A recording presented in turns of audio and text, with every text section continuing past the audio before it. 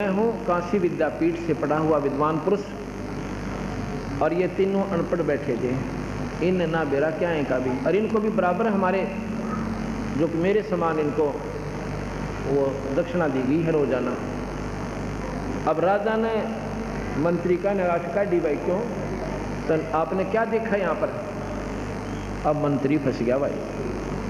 मंत्री बोला, मैं बोला जी मैं पता करता हूँ भाई के बात से, मैंने तो विद्वान दिखे थे सारे, मैं पता करता हूँ क्या कहानी है, अब पता करो, अरे नहीं तो आपको जो है मैं सजा दूंगा। अब वो मंत्री फंस गया, उसने भी बीच बिचारा करना पड़ गया अपना भी। नो बोला तुम बेवकूफ़ कहो, नो बताओ कहो थे के तो नो बोला जी मैं तो अपनी कथा करूँ, और ये नो कहता है जो तुम कहे जो वही, जो ये कहे वही। अच्छा तो के आप क्या कह रहे थे? बोला यूँ नो कहता कब तक नम बहेगी, कब से नम बहेगी। अरे तो भाई बोला यूँ नो कहता जी नंबर दे इतने नम बहेगी। ये तो माया लुटन आ रहे थे यार। तो मंत्री बड़ा विद्वान था, वो ला लिया सब। तू क्या कथा कर रहा था? मैं रामायण पढ़ रहा था, प्रकरण चल रहा था, वे रावण सीता उठा ले गया रामचंद्र जी से वन से, और ऐसे तो राजा बुला लिया कि ऐसे है बात, मैं बताता हूँ। क्या? ये कथा कर रहा था कि रावण सीता उठा ले गया। और वही बात तो से बार बार कह लो, चाहे उसको एक बार कह लो, बात वही है जी, उसका लाभ उतना ही प्राप्त होता है। जैसे एक श्लोक है, रावण मांगन गया चून ताते लंक बही करून। अगर इसने पढ़ ले तो सारी रामायण घूम की पूरी छटोरी का लाभ हमें मिल गया। रावण मांगन गया चून और ताते लंक बही करून, पूरी रामायण हमारे कंप्यूटर की तरह दिमाग में घूम गई। ये जो पढ़ रहा था कि रावण सीता ठा ले गया, और ये न्यू कहता जी जो ये कह रहा बिल्कुल ठीक है। नो सोच लो इसका सेकंड कर रहा था, यो कथा कर रहा था, नो सोच लो इसकी भी कथा गेल होगी। चलो भैया भी मान गई, पर यूं ये कह था कब तक नम बहेगी, कब तक नम बहेगी। ये यूं कह रहा था रावण तने जुल्म तो कर दिया, पर कब तक तेरी पार पड़ेगी, सीता उठा कर जा रहा। यूं न्यू कहता भाई कब तक नम बहेगी, रावण तने तो गलती कर दी। और यूं के कहता भाई ये नो का था नंबर दे इतने नंबर। रावण के मन में न्यो थी देखी जाएगी इतना था नंबर, इतना तो नंबर जाके देखूंगा, देखी जाएगी जो होगी, क्योंकि सभी इस बात पर सेट हैं आगे की देखी जाएगी। चोर चोरी करता हुआ भी न सोचा देखी जाएगी। तो यूँ नो कहता भाई नंबर दे इतने नंबर है, नंबर दे इतने नंबर। रावण नो सोच रहा था, और बक्कल उतरा उसका आख्या। क्यों भाई, क्यों मैं फर्क पाया इसमें? जब नाटक भाई मैं नो नहीं सोच, नो नहीं कहूँ था भाई है, तो वह गलती होगी। दूसरा इसमें एक कारण और बताते हैं कि राजा के ना, ये दूसरी कहानी। तो इस प्रकार अब हमने इसको रोजी रोटी का कारण बना लिया। एक समय एक जब हमने नाम नहीं लिया था, ये बात फिर याद आवे। एक गांव था छोटा सा, उसमें एक किसी की मौत होगी। पंडित जी ने तो वहाँ ले गए, क्योंकि वो ज़्यादा जरूरी काम समझागा भी अंतिम संस्कार के समय, काफ़ी समय लगना था। और उड़ा पंडित जी दूसरा एक और था, वो जा रहा था कि बाहर। एक और था उड़ा ने बोला वो भी चला दे है काम सा, उसने बुला लिया। वो फेरा उल्टी किताब पकड़ रहा, और लक्ष्मी चंद की रागनी गाओ माए माए, और वो फेरे करवा दिए, चलो छापते। तो यहाँ तक सीमित हो गया। तो कहने का भाव ये है कि विद्वता को बर्बाद कर दिया और सतमार्ग को खराब कर दिया। ये भोली आत्मा फिर जावा कहाँ बेचारी, जिन्हें ABC का भी ना बेरा भक्ति के मार्ग का। इस प्रकार भूत जुनी जहाँ छूट है पिंड प्रदान करंत, और गरीब दास जिंदा कह नहीं मिला भगवान। जय सतगुरु की संगत करते तेरे सकल कर्म कट जाई, अमरपुरी पर आसन होते जहाँ धूप ना छाए। यदि तुम पूर्ण संत की शरण में आ जाते, ना कनागत काटने, ना माता दोकनी, ना पिंड बरवाणी है, और ना कि तो प्रेत सलाह पर जाना, ना 84 में जाना। ये सारा झंझट मिट जाता है।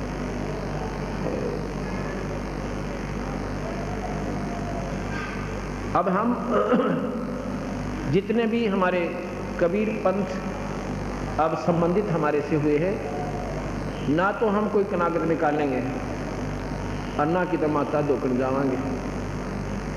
किसी प्रकार की ये प्रक्रिया हमारे से नहीं होगी और किसी प्रकार ना कोई हमारा भूत बनेंगे। हम सीधे या तो सतलोक जाएंगे या पुनर्जन्म मनुष्य का ही होगा, जब तक मुक्ति यहाँ से नहीं होगी। ये बिल्कुल सत्य बात है। अन्य किसी की भी साधना से कई भाई कहते हैं कि हमने सुना है एक व्यक्ति के 8 जन्म लगातार मनुष्य के हुए। मनुष्य के जन्म 100 भी हो जाएं लगातार कोई बड़ी बात नहीं, क्योंकि वो कर्मों के नंबरों के आधार पर निर्धारित कर दिए जाते हैं। अंत में भी जीव की बिरान माटी हो, अभी कुत्ता और गधा बने से रहेगा। पिछले कर्मों के आधार पर 1, 2, 3, 4 मनुष्य भी जीवन मिल सकते हैं। किनको? जो केवल ब्रह्म तक की साधना करते हैं और जो सत्पुरुष की साधना नहीं करते। अंत में भी फिर वो पशु दुनिया में जाएंगे। इस काल का इतना लंबा जाल है। कैसे? एक राबिया नाम की लड़की थी, राबिया। उसको कबीर साहब मिले थे, भक्ति में बहुत ज़्यादा उसकी रुचि थी और पिछले अपने शास्त्रों के आधार से उसके जन्म जन्मांतर की घनी कमाई इकट्ठी हो रही थी। जिन पुण्य आत्माओं की पिछली पुण्य कमाई ज़्यादा है, वही आज सत्संग में समय निकाल कर आ रहे हैं, दूसरे नहीं आ सकते। वो तो ना तक या तो ठेके पर जा रहे होंगे और या फिर किधर लूटम लूट मंडा मौज मात मचा रहे होंगे, 2 के 20 बना रहे होंगे। और आपको भगवान ने समय दिया है, ये वैसे नहीं दिया। आपकी कसक भीतर की और कमाई आपकी आखिरी इस स्थान पर आपको लेकर आई है, वैसे नहीं आ सकते आप यहाँ पर। आप सोच भी नहीं सकते इस साइड में जाने की, घर बैठ कर ना जाने के बात बनाकर मन आपको वहीं उलझा कर सेट कर देगा। उसके जन्म जन्मांतरों की बहुत ज़्यादा कमाई थी। उस कमाई के आधार पर उस लड़की ने परमात्मा में रुचि बहुत ज़्यादा होने के कारण अपनी यही धार्मिक प्रवृत्ति के आधार पर, अपनी धार्मिक परंपरा के आधार पर जो भी साधना का ज्ञान था उसमें आरूढ़ हो रही थी। उसको कबीर साहब मिले सतपुरुष आकर स्वयं उससे कहा कि बेटी ये साधना कहाँ क्या कर रही है? कि स्वर्ग में जाऊंगी। बेटी स्वर्ग में जाकर के फिर क्या करेगी? अग मौज मारूंगी। कितने दिन मारेगी उड़ा मौज? ये भी सोची के दे। अग जी मौज कितने दिन मारूंगी? स्वर्ग में रहूंगी। अग ना, स्वर्ग में नहीं रह सकती। स्वर्ग के अंदर इतने दिन रहोगे जितने तेरी पुण्य कमाई है, उसके बाद नरक में भी जाएगी और फिर 84 में जाएगी। ये काल बलि का जाल है। वो सारी कहानी सुनाई जो मैं सुनाने लग रहा हूँ आपको परसों से। उस लड़की के बाद समझ में आएगी। नो बोली जी मैंने फिर मेरा रास्ता बदल दो, अग नाम ले बेटी, उस परमात्मा का ध्यान धरो। अब सतगुरु ने नाम दिया। संत जब नाम देते हैं अपनी भक्ति शक्ति का अंश प्रवेश करते हैं और उससे फिर वह भक्ति प्रफुल्लित होती है। वैसे नहीं आप राम नाम ले सकते, ना सत्संग सुन सकते। अब 2-4 वर्ष तो उस लड़की ने साधना की। उसके बाद समाज के इस उलझेड़े में फिर उलझ गई। उसकी शादी होगी। शादी होने के बाद वो बोले हम तो माता तो कुआवेंगे, वो कहने लगे हम तो न्यों करवाएंगे, हमारा तो छठकी मानस है। वह बेचारी अपनी पूजा ने छोड़ कर उन मोड़ दी। वह एकली वह 20 उसने वह मार्ग त्याग दिया। उसके बाद उसका शरीर पूरा हो जाता है हिंदू धर्म से। फिर वो मुसलमान धर्म में राबिया नाम की लड़की बन जाती है। भगवान के घर में हिंदू मुसलमान नहीं है, ये हमारी चौंध से हमने पला रखी। परमात्मा के घर में ना कोई हिंदू है, ना कोई क्रिश्चियन है, ना कोई मुसलमान है। और ना कोई जाति और पाति, एक जीव है उसकी संज्ञा में। और उस जीव का जहाँ भी संस्कार है उसी व्यक्ति के साथ जोड़ देगा, चाहे वो मुसलमान घर में है और चाहे वो क्रिश्चियन के घर में है, चाहे हिंदू और सिख के घर में है। उस लड़की का फिर मुसलमान घर में जन्म हो जाता है। मुसलमान को बाद में बने हैं, पहले कोई हिंदू और मुसलमान नहीं थे, पहले आर्य पुरुष होते थे। आर्य का मतलब श्रेष्ठ जीव। श्रेष्ठ कैसे थे? हमारे समाज में हुक्का, बीड़ी, शराब, तम्बाकू बिल्कुल नहीं था। यदि कोई शराब, मांस, तम्बाकू प्रयोग करता था उसको गांव से निकाल दिया करते थे और उसको कमीन कहते थे। अपने ही घर के व्यक्ति को, अपने ही भाई को या चाचे को, और जो ऐसा नहीं मानता था 2-4 बार अलर्ट करते थे, नहीं मानता था, अपनी आदतों से बात नहीं आता था, समाज के प्रदूषण के डर से उसको घर से निकाल देते थे और वो जंगल में जाकर दारू भी पीता रहता था, मांस भी खाने लग जाता था, फिर राक्षस कहलाता था। उसको कमीन कहते थे। कमीन कोई जाति नहीं है, ये कर्म कोई भी कर रहा है वही कमीन कहलाता है, चाहे किसी जाति मदद से। ऊंच नीच इस विध है लोई, ये कर्म कुकर्म कहाँ मंजोई। अच्छे काम करनिया चाहे किसी जाति से, आप उसने कितना भंगी भी कहते हो, हमारे लिए वो प्यारी आत्मा है जिसने विकार छोड़ दिए और परमात्मा के नाम को ऊपर आरूढ़ हो गया, वो पुण्य आत्मा, उच्च आत्मा है। ऊंच नीच इस विध है लोई, ये कर्म कुकर्म कहाँ मंजोई। कुकर्म करनिया नीच से, सुक्रम करने वाला उच्च प्राणी है। अब वहाँ जब उसका जन्म हो जाता है, अब वो पिछली भक्ति जो सतगुरु की दी हुई जो कमाई थी वह खत्म नहीं होती, वह प्रेरणा देती रहती है। आगे उसके भाग में कमाई आगे ना बने वो दूसरी बात है। अब इस उदाहरण से आप हिसाब लगाना, ये उदाहरण वैसे नहीं होते, ये आत्मा को झंझोड़ कर धर देते हैं अगर जो विचार करेगा गहराई से। अगर कोई इष्टवादिता या मजहब में फंसा रहेगा तो उसकी अपनी मौज है, लेकिन संत इस बुराइयों से दूर करते हैं। कोई ये मजहब और जाति अगर खत्म हो जा तो आधी लड़ाई मिट जा जीव की। लेकिन काल ने बेरा था कि कलयुग में कबीर साहब के हंस आएंगे और जीवन निकाल के ले जाएंगे। अब हिंदू और मुसलमान दो बना दिए, ऐसा बना दिया कि वो इनकी नहीं सुन सकते, ये उनकी नहीं सुन सकते, एक भी बात नहीं सुनने को तैयार एक दूसरे की, और मरने और वो उनको बुरा बताते हैं, हिंदू मुसलमानों को बुरा बताते हैं और मुसलमान हिंदुओं को बुरा बताते हैं। और भाई बुरे सभी हैं, सभी धर्म मजहब में सभी बुरे भी हैं उनमें और बहुत अच्छे भी। बुरे भी प्राणी हैं, अच्छे भी प्राणी हैं, क्योंकि अच्छाई और बुराई कर्म के आधार पर होती है, कोई मजहब के आधार पर नहीं होती। अगर हिंदू ही सारे अच्छे हैं फिर यहाँ पर ना तो पुलिस की आवश्यकता थी और ना इन कोर्ट और कचहरियाँ की। भाई के भाई ना धन लूट लेते, ये व्यवस्था ना होता है। और बान बेटियाँ की इज्जत एक मिनट भी सुरक्षित नहीं है, तो बेसिक हिंदू की फीत ला रहे। और मुसलमान अगर अच्छे हैं तो वहाँ भी कोर्ट नहीं चाहिए थी, ना कोई पुलिस फौज चाहिए थी। क्या आवश्यकता थी उनकी अगर सारे मुसलमान ही गणे बढ़िया, सारे हिंदू माड़े हैं। अच्छे और बुरे व्यक्ति हो सकते, मजहब नहीं होता, वो कर्म से होते हैं। अगर वो कर्म त्याग देते हैं वो पुण्य हो जाते हैं, वो उच्च हो जाते हैं। उन कर्मों को छुटवाने के लिए संत चेष्टा करते हैं, समय समय पर सत्संग करके, सतमार्ग का दर्शन करके, और जो इन पर विचार कर लेगा वो प्राणी पार हो जाएगा, इस संसार के पचेड़े तो हट जाएगा। उस लड़की बचपन से उसमें वह पिछली कमाई फिर जोड़ करके अपनी माँ से कहने लगी, माँ मैं शादी नहीं कराऊंगी। उसने उसके पिताजी से बताया कि लड़की दृढ़ता से कह रही है मैं शादी नहीं कराऊंगी। अब माता पिता को चिंता का विषय बन गया, जवान बेटी, और इस समाज में हम कैसे अपने घर पर रख सकते हैं? हम तो 10 साल 5 साल के मेहमान हैं, उसके बाद बेटी का क्या होगा? बहुत विचार लगा के समाज को देखते हुए दोनों माता पिता उस छोरी के पास बुलाकर उसको अपने पास, और फूट फूट कर रोने लग जाते हैं। कहते हैं बेटी हम शादी के बिना आपकी शादी अवश्य करेंगे, ये हमारी मजबूरी समझ ले, और नहीं तो हम दोनों आत्महत्या करेंगे अगर तू शादी नहीं करवाओगे। अब लड़की ने सोचा भी ठीक है, ये नहीं मान रहे हैं कि वो समाज को ज़्यादा देख रहे हैं।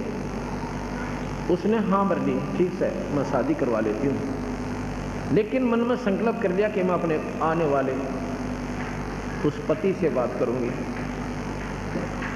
अब परमात्मा कोई ना कोई कारण भी बना देता है जब जिसकी सच्ची लगन लगे। शादी होगी, शादी के तुरंत बाद एक बहुत अच्छे ऑफिसर से, बहुत बड़े अधिकारी से, बहुत पैसे वाले से उस लड़की की शादी, क्योंकि उसके संस्कार प्रबल थे। संस्कारों के आधार पर ही हर प्राणी का संपर्क अच्छे पति पत्नी के रूप में अच्छी व्यवस्था में जाता है। शादी के बाद उसने अपने पति से कहा कि मैं आपसे 2 बात करना चाहती हूँ। वो कहने की जी करो, क्या बताओ, क्या बताना चाहते हो। अपनी सारी कहानी बता देती है। कहने लगी मैं बच्चे उत्पन्न नहीं करूँगी। तो वो कहने लगा फिर शादी क्यों करवाई, ये मेरे माता पिता की मजबूरी थी और मेरा दृढ़ फैसला है, मैं भक्ति करके अपना आत्म कल्याण कराना चाहती थी। मेरे माँ बाप ने मेरी कतई नहीं सुनी। उन्होंने कहा कि हम आत्महत्या कर लेंगे, तू शादी नहीं करवाओगी। तो मैंने उस दोस्त से बचने के लिए मैं वहाँ से आ गई। अब मैं आपसे प्रार्थना करती हूँ कि मैं बच्चे पैदा नहीं करूँगी, मैं भक्ति करना चाहती हूँ। यदि आप स्वीकार है आपको तो ठीक है, और नहीं तो मैं सुसाइड करूँगी। मैं जी नहीं सकती, मैं अपना जीवन खो दूँगी, मैं मर जाऊँगी। ये मेरा अंतिम फैसला समझ लेना। तो उसने सोची भाई मैं क्यों खामखा इसी पुण्य आत्मा के लिए बाधक बनूं। वो कहने लगा फिर एक बात सोच लो, समाज हमारे भी है, इज्जत मेरे भी है, घर से बाहर नहीं जान दूंगा, तेरा न्यारा मकान बना दूंगा और 2 नौकरानी छोड़ दूंगा तेरे लिए, पर रहेगी तो मेरी बहन के रूप में, मेरी दृष्टि में, और समाज की दृष्टि में तो मेरी पत्नी के रूप में रहेगी।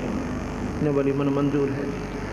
और 100 शुक्र मनाए अल्लाह के खुदा के, भगवान हे अल्लाह आप दूर नहीं हो, आपने बड़ी छोड़ी मेरी। उसके बाद पति बहन और भाई की तरह उन्होंने अपना जीवन निर्वाह किया। उसने अपनी और शादी करवा ली। मुसलमानों में कई शादियां हो जाती हैं। और उस राबिया के पास जाके और घंटों तक वो परमात्मा के बारे में विचार सुना करता था। बहुत धार्मिक प्रवृत्ति का व्यक्ति था। एक बार क्या हुआ, जब वो 50-55 से ऊपर आयु की होगी, 60 के करीब, मुसलमानों की परंपरा में जैसे अपनी अपनी परंपरा में सबने निर्धारित कर रखा है कि बुढ़ापे में जो हज कर आवे मक्का मदीना जाकर उसकी मुक्ति निश्चित है, और जो वही मर जावे तो गणा बढ़िया, वो तो सीधा स्वर्ग बेस्त में चला जाता है। ऐसी उनकी धारणा है, और संतों के आधार पर ऐसा नहीं है। तो वो कहने लगे जी मैं हज करना चाहती हूँ। वो कहने लगा जी बेशक जाओ। राबिया कहने लगी मैं हज करना चाहती हूँ, अगर आपकी इजाज़त हो तो मैं जा सकती हूँ। अगर जा सकती है, और जा सकती है नहीं, तेरे लिए बैलगाड़ी जुड़वा दूँ इसी भगवान आत्मा के लिए। अगर नहीं मैं तो पैदल जाऊँगी, मेरा मन मानने से पैदल जाऊँगी। अगले वो तेरी सलाह है, नहीं तो तेरी सारी व्यवस्था करवा दूँगा। अगर नहीं मैं पैदल जाऊँगी। और भी जा रहे हैं। उसने देख लिया कि ये तो घर से बाहर भी नहीं निकली 50 साल में, 40 वर्ष में, और मैंने कितना सहेलिया में भी बात करती नहीं देखा इसको, और फ्री कर दी कि आप जा सकते हो महात्मा। चल पड़ी। चलते चलते रास्ते में काफी दूर जब आ लिए तो एक जंगल के अंदर एक कुतिया जो थी प्यासी खड़ी थी, और छोटे छोटे मासूम बच्चे उसके रो रहे थे। इतनी प्यासी थी, अगर उसको पानी नहीं मिले तो वो मर जाए। एक बार राबिया के पैरों में आवे और फिर भाग कर कुएं पर जावे, फिर राबिया के पाँव में आवे, फिर भाग कर कुएं पर जावे। राबिया समझ गई, राबी समझ गई कि इसका ये प्यासी बहुत है। जाके देखती है वहाँ कोई बाल्टी नहीं, कोई नेजू नहीं, कोई रस्सा नहीं, ना कोई पात्र आसपास रखा है। गांव वहाँ से 3-4 कोस से नज़दीक कोई नहीं, और बाहर सुनसान जंगल में एक कुआं था। उधर देख रही है उसके मासूम बच्चे, अगर ये मां मर गई तो ये बच्चे भी गेल मरेंगे। ऐसे कहते हैं दया बिना दरवेश कसाई। अब देखियो, वो भी मुसलमान थी। मुसलमान जो मांस छू है नहीं, जो मुसलमान की परिभाषा है मांस के हाथ भी नहीं लाओ मुसलमान हो तो। और मांस बकै सो भोला, वो नादान आत्मा जो मांस खाता वो मुसलमान नहीं है। तो उस लड़की ने हिसाब लाया भी जाइए, पानी नहीं पियाती है, माँ मरे इसके बालक मरे। या दया होती है दरवेश माने साधु में, जिसमें दया नहीं वो